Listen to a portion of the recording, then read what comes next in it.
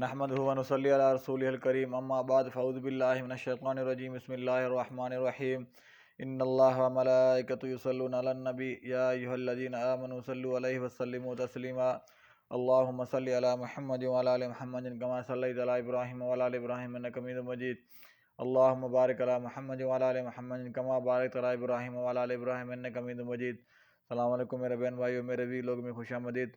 میرا نام عبدالحق بیہان ہے اور میرے وی لوگوں میں ڈیلی روٹین میں قرآن شریف کا ترجمہ اور حضور کے روزے کی زیارت رہتی ہے اور آج میں آل عمران کی 191 آیت سے لے کر 200 آیت تک شیئر کروں گا۔ یہ آخری آیتیں ہیں آل عمران کی، اس کے بعد پھر سورہ نساء شروع ہو رہی ہے 1 آیت سے لے کر 5 آیت تک انشاءاللہ۔ اللہ ہمیں اس پر عمل کرنے کی توفیق عطا فرمائے۔ اے ہمارے رب، اور ہمیں وہ چیزیں دے جس کا تو نے اپنے رسولوں کے ذریعے ہم سے وعدہ کیا تھا، اور ہمیں قیامت کے دن رسوا نہ کرنا، بے شک تو وعدے کے خلاف ورزی نہیں کرتا۔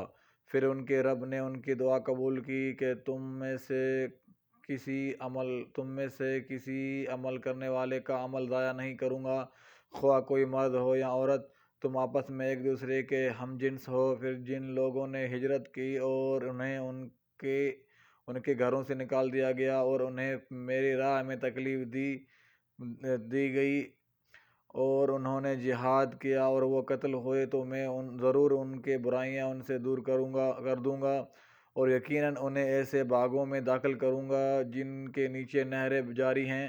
یہ اللہ کی طرف سے ثواب ہوگا اور اللہ ہی کے پاس بہترین ثواب ہے۔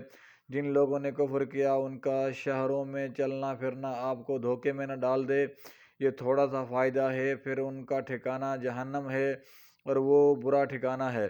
لیکن جو لوگ اپنے رب سے ڈرتے رہے ان کے لیے اب ایسے باغ ہیں جن کے نیچے نہریں جاری ہیں، وہ ان میں ہمیشہ رہیں گے۔ یہ اللہ کی طرف سے مہمانی ہے اور جو اللہ کے پاس ہے وہ نیک لوگوں کے لیے بہتر ہے۔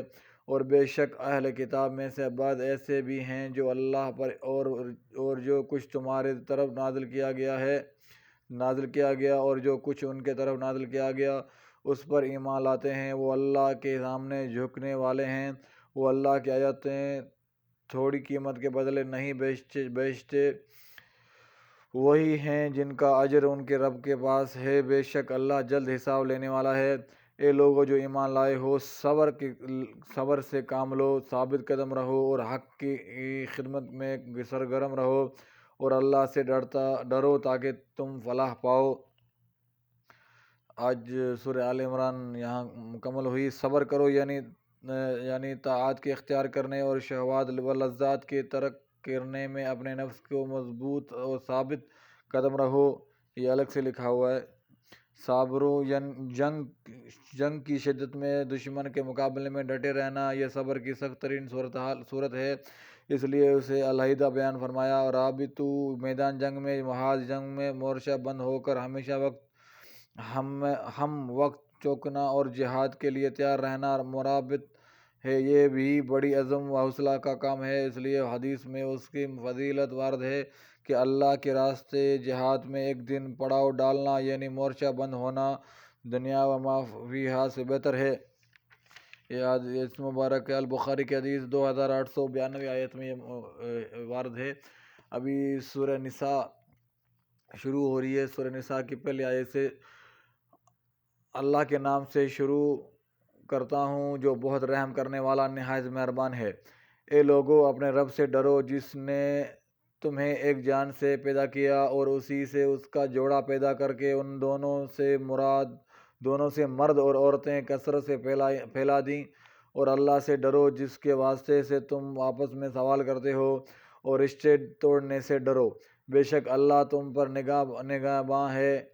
اور یتیموں کو ان کے مال دے دو اور اچھے مال کو برے مال سے نہ بدلو، اور تم ان کے مال اپنے مال کے ساتھ ملا کر نہ کھاؤ، بے شک یہ بہت بڑا گناہ ہے۔ اور اگر تمہیں ڈر ہو کہ تم یتیم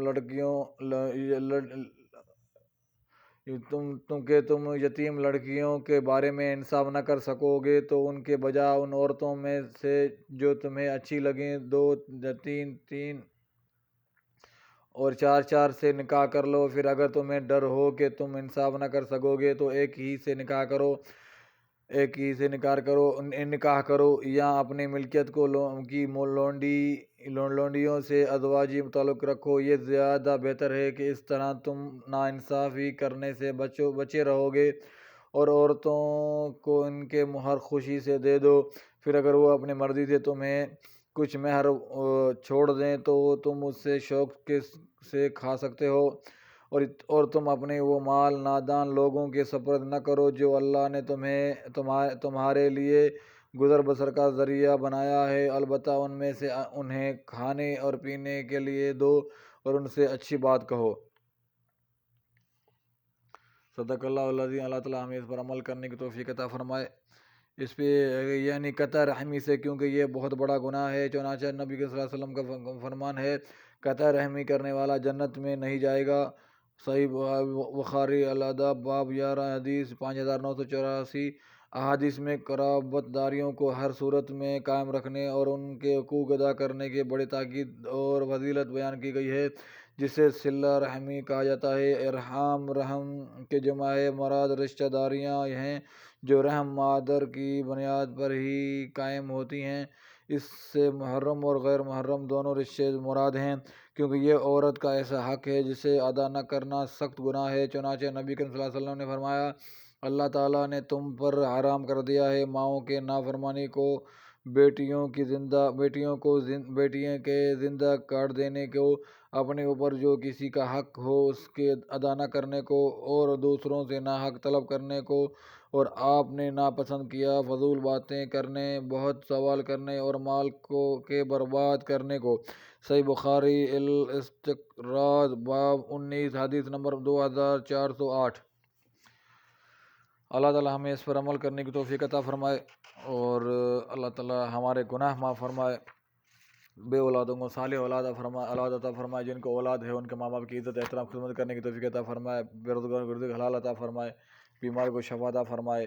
اور آپ سب سے گزارش ہے کہ میرے جنہوں نے یوٹیوب چینل سبسکرائب نہیں کیا وہ سبسکرائب کر دیں، دوستوں کے ساتھ شیئر کر دیں۔ انشاءاللہ دوسری بھی لوگ پھر ملاقات ہوگی۔ السلام علیکم و رحمۃ اللہ وبرکاتہ۔